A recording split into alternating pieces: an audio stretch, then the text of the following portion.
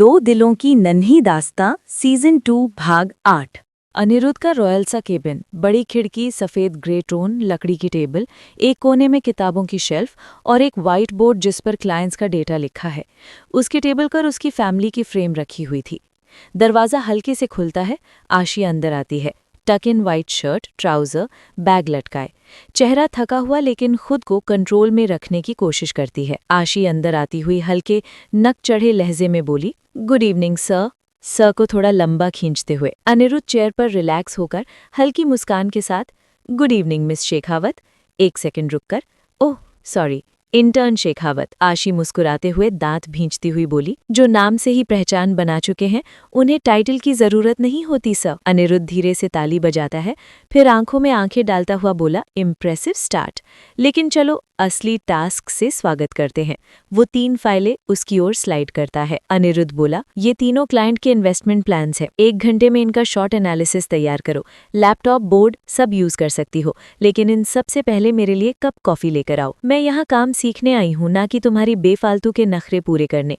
आशी कुर्सी पर बैठते हुए बोली, मैं तुम्हारा बॉस हूँ और मैं जो भी बोलूंगा वो तुम्हें करना पड़ेगा, वरना तुम जा सकती हो। अनिरुद्ध अपने पैर पर पैर चढ़ाते हुए बोला। ये सुनकर आशी गुस्से से उठते हुए अपना पैर पटकते हुए बोली, कॉफी मशीन कहाँ है? अनिरुद्ध तंज भरी मुस्कान से बोला, रिसेप्शनिस्ट से जाकर पूछो, वो तुम्हें सब बता देगी। आशी गुस्से से कुर्सी पीछे ढकेलती है और पैर पटकते हुए बाहर निकलती है। अनिरुद्ध मन में बोला, शुरुआत अच्छी है, अब देखता हूँ कितनी देर में फ्यूज उड़ता है इस मिस नक चढ़ी का। आशी कॉफी मशीन से झुंझलाहट में कॉफी बना रही होती है। आशी बुदबुदाते हुए, क्या बॉस है, कॉफी मांग रहा है जैसे ऑफिस में कोई बटलर हूं मैं।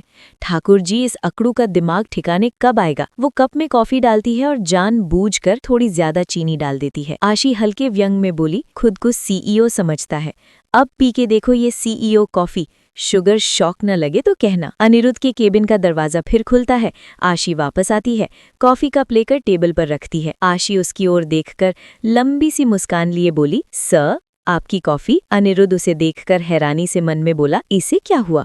अभी तो गुस्से से आग उगल रही थी और अभी मुंह से चाशनी कैसे टपकने लगी? अनिरुद्ध कॉफी पीते ही झट से मग नीचे रख देता है, चेहरा सिकोड़ लेता है और तुरंत टिश्यू उठाकर मुंह पोंछने लगता है। अनिरुद्ध गुस्से से चीखते हुए, ये कॉफी है या शुगर की फैक्ट्री? कितनी चीनी है इसमें? आशी 2 कदम पीछे हटकर बिल्कुल मासूम चेहरा बनाते हुए बोली, ओह सॉरी सर, शायद मेरी उंगली फिसल गई होगी, चीनी जरा ज्यादा पड़ गई। घूरते हुए बोला, जरा ज्यादा?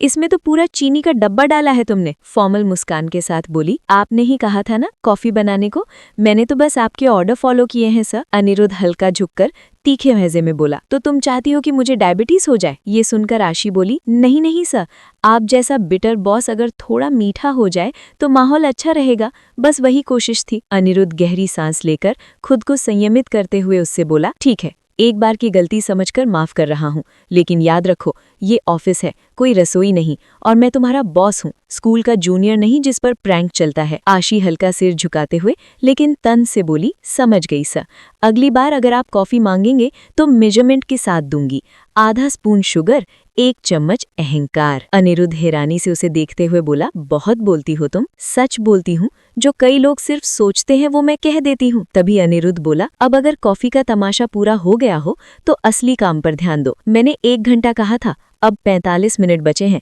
देखते हैं तुम्हारे पास सिर्फ तेवर है या टैलेंट भी। आशी बिल्कुल फोकस्ड होकर बोली, आप देखते रहिए, मैं काम करती हूँ, और वैसे भी कुछ लोग सिर्फ देखने लायक होते हैं, करने लायक नहीं। अनिरुद्ध गहरी नजरों से उसकी ओर देखते हुए धीरे से मुस्कुराता है, ठीक है मिस शेखावत, देखते हैं कौन किसे सिखाता है। अनिरुद्ध अपने लैपटॉप पर काम में लग जाता है।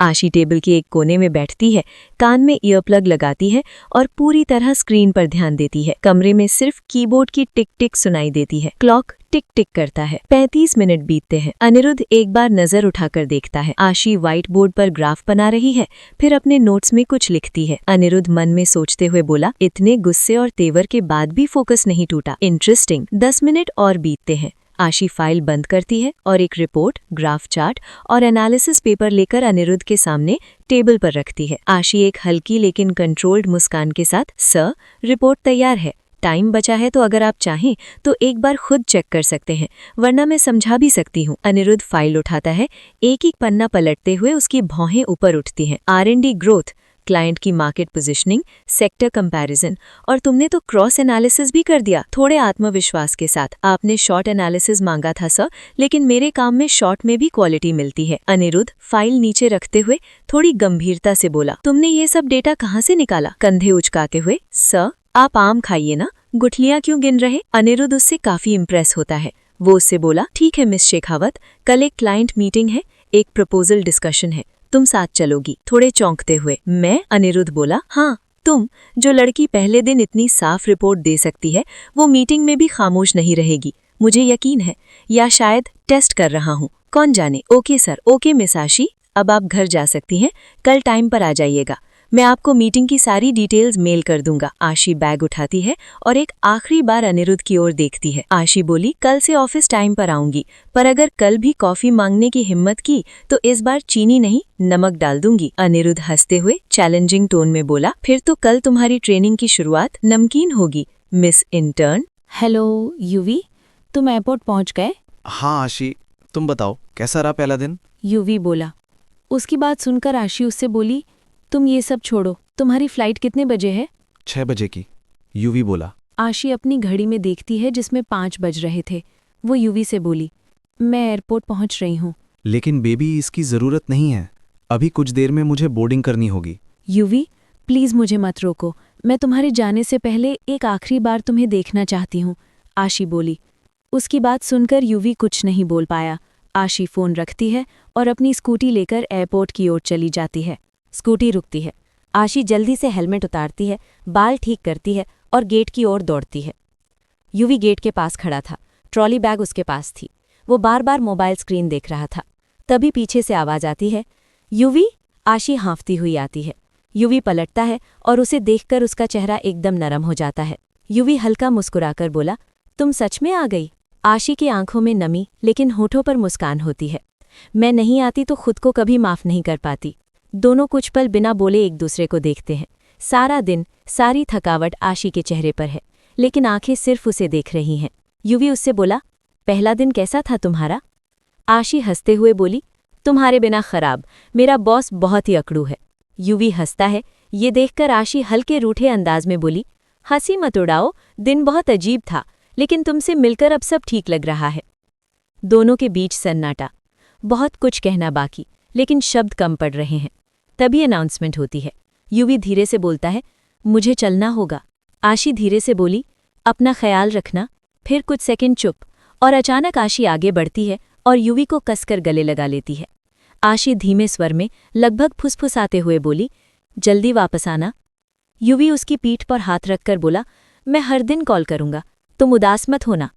दोनों धीरे से अलग होते हैं। आंखें भीग चुकी हैं, लेकिन कोई नहीं चाहता कि आंसू गिरे। यूवी हल्का सा मुस्कुराता है, बाय आशी।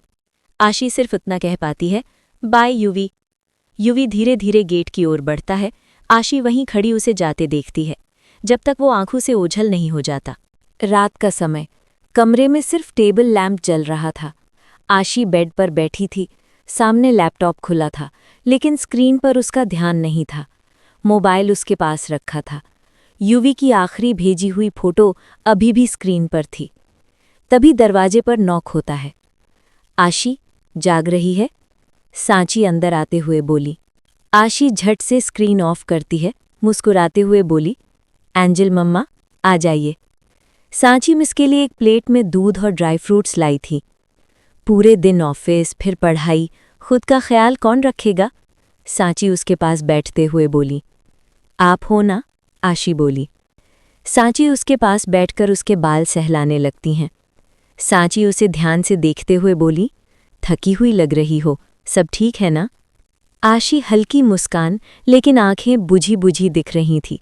वो बोली, सब ठीक है मम्मा, बस काम थोड़ा टफ है और कुछ लोग टफ से भी ज्यादा हैं। तभी सांची हंसते हुए बोली, कहीं वो टफ इंसान तुम्हारा बॉस तो नहीं? आशी झूठी मुस्कान के साथ बोली, बिल्कुल वही, एकदम अक्कड़ू चंद। ये सुनकर सांची मुस्कुराकर बोली, तो फिर आप भी स्मार्ट बन जाओ। पता है, आप जब छोटी थीं तब भी खुद से बड़ी क्लास के बच्चों को जवाब दी आती थी। कुछ बातें नहीं बदलती मम्मा, बस अब जवाब में थोड़ा सा दर्द भी होता है, आशी बोली। सांची उसकी बात सुनकर उसकी तरफ देखने लगती हैं। क्या हुआ बेटा, कोई बात है जो मुझसे नहीं कह सकती? आशी तेजी से मुस्कुराकर बोली, कुछ नहीं मम्मा, बस थोड़ा इमोशनल हो गई आज, शायद थकान की वजह से। सांची आशी का हाथ पकड़ते हुए बोली, बेटा आपको पता है ना, हमसे कुछ नहीं छुपा सकती आप, कोई बात है क्या? आशी खुद को संभालते हुए बोली, नहीं एंजल मम्मा, ऐसी कोई बात नहीं है, आप टेंशन मत लो, मैं बिल्कुल ठीक हूँ। माँ मुस्कुरा देती हैं, लेकिन आशी की आंखें थोड़ी नम हो चुकी हैं। उसने वो जज्बात छुपा लिए जो अंदर से टकरा रहे थे। सांची प्यार से उसका सिर चूमते हुए बोली, ठीक है, लेकिन याद रखना, कोई बात दिल में मत रखना, चाहे काम की हो या दिल की, एंजल मम्मा सब समझती है। आशी मुस्कुराकर बोली, जानती हूँ एंजल मम्मा, और जब कहने लायक होगी सबसे पहले आपसे ही कहूंगी। सांची उठती हैं और उसे सोने का बोल कमरे से बाहर आ जाती हैं और दरवाज़ा बंद कर देती हैं। सांची के जाने के बाद वो धीरे से तकिए में मुंह छुपा लेती है। एक आंसू उसकी आंख से फिसलकर तकिए में समा जाता है।